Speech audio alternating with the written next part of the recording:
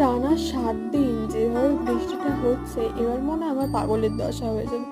এত সবসময় বৃষ্টি হলে কারোর ভালো লাগে বাড়ি বসে থাকতে? একটা মানুষ কত বাড়ি বসে থাকতে পারবে? তাই আজকে রেগে গিয়ে আমি বেরিয়েই পড়লাম একটু বাজারের উদ্দেশ্যে। কিছু কেনার থেকে বড় কথা হেঁটে আশেপাশেটা দেখাটা আমার কাছে মূল লক্ষ্য ছিল।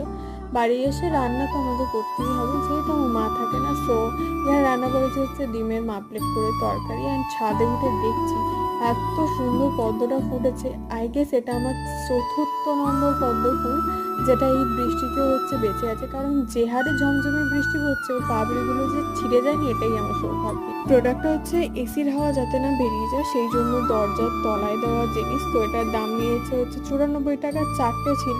প্রোডাক্টটা কিন্তু খুব ভালো, খুবই হেল্পফুল, মানে অন্ততপক্ষে এই বাড়ির ছেঁড়া জামা কাপড় গোছার থেকে এই জিনিসটা দেওয়া অনেক ভালো।